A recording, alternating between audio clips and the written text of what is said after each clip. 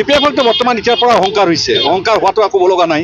তেওঁলোকে যদি এতিয়াৰ পৰা অহংকাৰ হোৱাত অহংকাৰ পতনে মৰণ বুলি কথা এটা আছে, সেই মৰ্মে আমি কাকো এতিয়া দোষ দিব নাযাওঁ। আমাৰ 2026 চনৰ যিটো বিধানসভা ইলেকশ্যন আছে তাতেহে তেওঁলোকক আমি কি কৰিব লাগে, কি দেখুৱাব লাগে সেই সময় আমি দেখুৱাই দিম। কাৰ্যসূচী লোৱাৰ উদ্দেশ্য এইটোৱে, আমি জাগৰণ, আমি 2026 চনৰ আমাৰ বিধানসভা ইলেকশ্যনৰ কাৰণে জাগৰণ দিব লাগিব। জাগৰণ দিয়াৰ কাৰণে আমি কাৰ্যসূচী লোৱা আৰম্ভ কৰিছোঁ। ইতিমধ্যে আমাৰ আজি মচলপুৰ ব্লকৰ ওমেন ৱেঞ্চৰ আজি যিটো নেকি ৰেলীৰ কাৰণে আজি ওলাইছে আৰু সকলো গাঁৱে ভূঞে গৈ যিমানখিনি আমাৰ মচলপুৰ এৰিয়া আছে তাতে যোৱা হয়।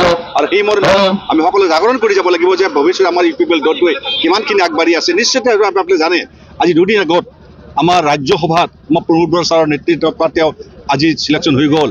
তেখেতে আমাৰ কিমান ভাগ্য হ'ল। এতিয়া এজন নহয়, দুজন নহয়, 3জন MP হ'ল। এই মৰ্মে আমি বহুতখিনি কাম কৰিব পাৰিম, আগবাঢ়িব পাৰিম।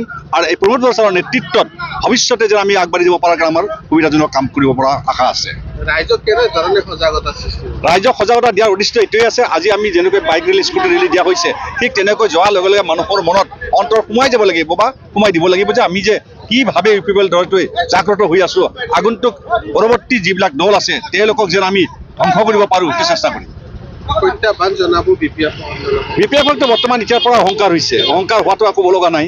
তেওঁলোকে যদি এতিয়াৰ পৰা অহংকাৰ হোৱাত অহংকাৰ পতনে মৰণ বুলি কথা এটা আছে, সেই মৰ্মে আমি কাকো এতিয়া দোষ দিব নাযাওঁ। আমাৰ 2026 চনৰ যিটো বিধানসভা ইলেকশ্যন আছে তাতেহে তেওঁলোকক আমি কি কৰিব লাগে, কি দেখুৱাব লাগে সেই সময় আমি দেখুৱাই দিম।